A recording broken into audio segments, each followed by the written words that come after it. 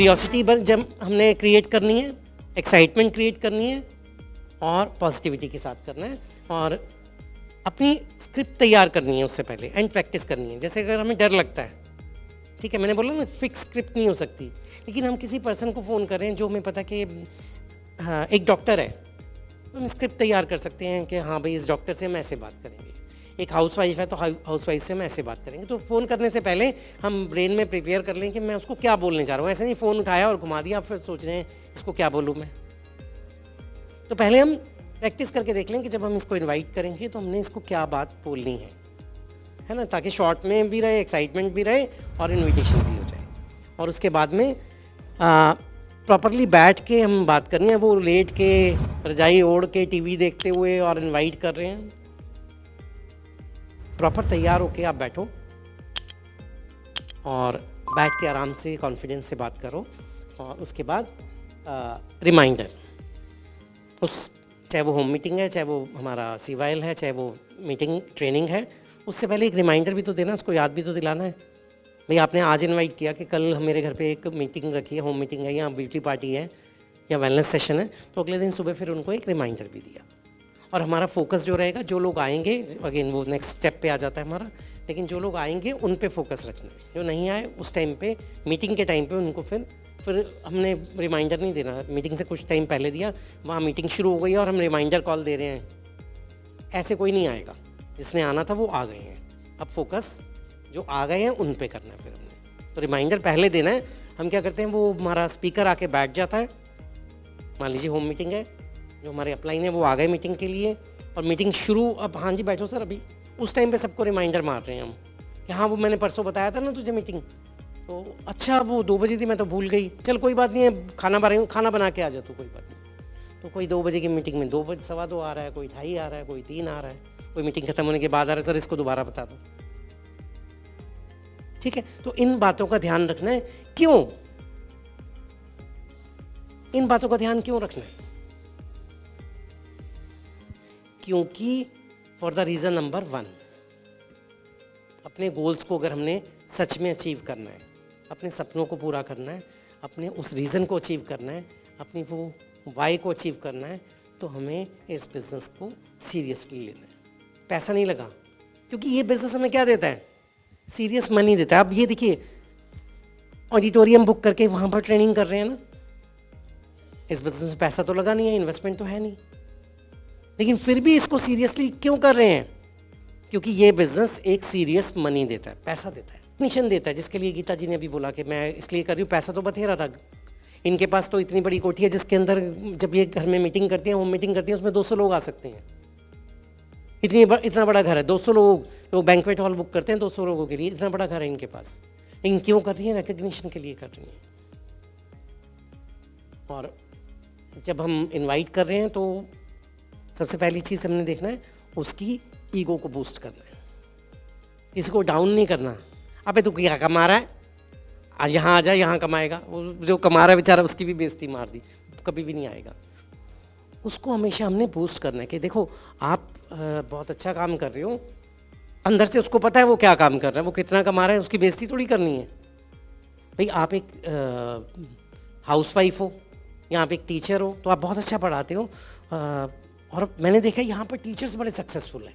हमारे यहाँ पर जितने टीचर्स हैं वो तो यहाँ पर अल्टीमेट तरीके से कर रहे हैं, उनकी सफलता बिल्कुल टॉप पे है। कोई हाउसवाइफ है, हमारे यहाँ हाउसवाइफ बहुत ज़्यादा काम कर रही हैं। यहाँ हमारे जब हम किसी मीटिंग में जाते हैं तो 70-80% तो हाउसवाइफ ही बैठी होती हैं। जो यहाँ पर एक हमारे जो अपलाइन है वो भी एक हाउसवाइफ थी, जो 1 करोड़ रुपये महीने का कमाती हैं, है ना।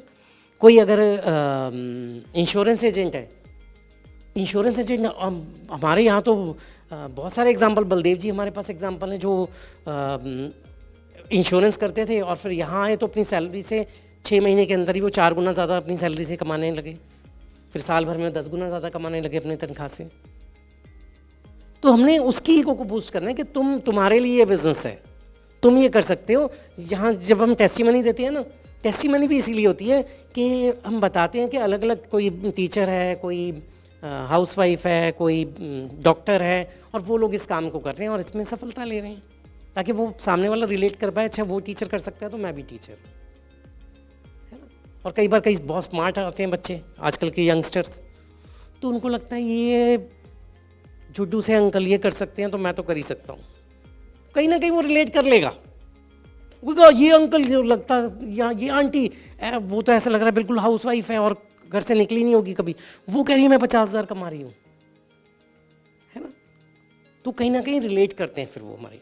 तो टेस्टिमनी के टाइम पर भी इसलिए सबसे मेन इंपॉर्टेंट चीज़ हम बोलते हैं, कुछ ज़्यादा बताने की ज़रूरत नहीं होती, सिर्फ अपना नाम बताओ और अपना प्रोफेशन बताओ और मोदी केयर का एक छोटा सा रीज़न बता दो बस, ठीक है। और कभी भी टेस्टिमनी के अंदर झूठ नहीं बोलना, है ना। अगर आप 500 रुपये कमाते हो तो बोलो 500 रुपये कमाते हैं, 50,000 कमाते हो तभी बोलो 50,000, ऐसा नहीं 500 वाला 50,000 बोले, वो पता चल जाएगा। तो झूठ कभी मत बोलो, सच का बिजनेस है ये, ठीक है। तो हम उसकी ईगो को बूस्ट करें, उसके सम्मान को बढ़ाएं, तो पक्का आएगा वो। दूसरी चीज़ नीड बेस्ड, उसकी ज़रूरत है। हमें पता है कि वो एक गाड़ी खरीदना चाह रहा है, बहुत सालों से गाड़ी नहीं खरीद पा रहा या स्कूटी तक नहीं खरीद पा रहा। अरे यार आजा, मिलते हैं, मैंने तेरी गाड़ी का जुगाड़ कर लिया है, ठीक है। कोई हाउसवाइफ है, वो चाहती है कि मेरी अपनी पहचान हो, तो यहाँ पर मैंने ऐसी जगह ढूंढ ली है जहाँ पर तुझे वो अपनी पहचान मिलेगी काम की। तो जो उसकी ज़रूरत है तो वो कब पता चलेगा हमें, जब हम उसके बारे में सोचेंगे। जब हम, जो सबसे पहले मैंने स्लाइड में मैंने बताया था, हमारा एटीट्यूड कैसा होगा, देने वाला होगा। अगर हमारा एटीट्यूड लेने वाला होगा तो हम कभी भी उसके बारे में नहीं सोचेंगे, है ना। जब हमारा देने वाला एटीट्यूड होगा तभी तो हमें पता होगा उसकी ज़रूरत क्या है। और फाइनली एडवाइज़र सीकर इनविटेशन, सलाह लेने की। तो तीसरा तरीका क्या है इनवाइट करने का, कि हम उससे सलाह मांग रहे हैं। ऐसे कौन से लोग होते हैं, मान लीजिए कोई पर्सन है जो एज में, फाइनेंशियल स्टेटस में, रुतबे में, या कोई नौकरी कर रहा है तो पोस्ट में आपसे ऊपर है। अब वो आपकी बात सुनेंगे। कोई हमसे बहुत ज़्यादा कमा रहा है, हमसे ज़्यादा एज का है, कोई छोटा सा बच्चा मोदी केयर कर रहा है, जो जैसे अक्षी कर रही थी जब 19 साल की थी, 19-20 साल का बच्चा 50 साल के अंकल को जाके बताएगा अंकल मैं तुम्हें बिजनेस बताऊंगा, तो सुनेंगे। या एक जूनियर बंदा अपने सीनियर को जाके बोलेगा मैं तुम्हें बिजनेस बताता हूँ, सुनेगा। तो जो अपने से ऊपर के लोगों को हम जाके जब बताते हैं तो हम उनको बताने का, इनवाइट करने का सिंपल सा एक तरीका है, बहुत आसान तरीका और बहुत पावरफुल तरीका। हम उनको कहेंगे देखो मैंने ना एक बिज़नेस शुरू किया है, और मैं ना आपसे पूछे बिना कुछ नहीं करता, मैं आपकी बड़ी रिस्पेक्ट करता हूँ। उसकी ईगो भी बूस्ट कर दी हमने, और मुझे आपकी सलाह चाहिए कि वो बिज़नेस सही है या नहीं, और सही है तो मैं उसको कैसे बिल्ड करूँ। तो उसके वो क्या करना, उसके लिए ना हमारे एक सीनियर आ रहे हैं, तो आप वहाँ पर आ जाइए, तो आप मुझे सुन के और मुझे गाइड कर दीजिएगा। अब वो आएगा या नहीं आएगा, पक्का आएगा।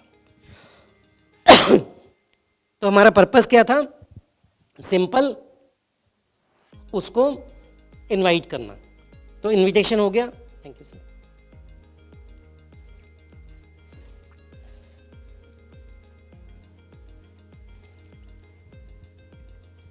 तो उसको ऐसा फील नहीं कराना कि कल को मैं तुझसे आगे बढ़ जाऊंगा, तुझसे ज़्यादा कमाऊंगा, तू 2 लाख कमा रहा है मैं 10 लाख कमाऊंगा, ऐसा नहीं।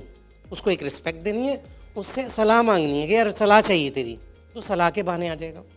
हमारा काम तो होता बुलाना ना, जो बैठ के प्रेजेंटेशन सुनेगा उसको अच्छा लगेगा तो करेगा, नहीं अच्छा लगेगा नहीं करेगा। हमारा काम इनविटेशन का सिर्फ वहीं तक है कि इनवाइट करना है।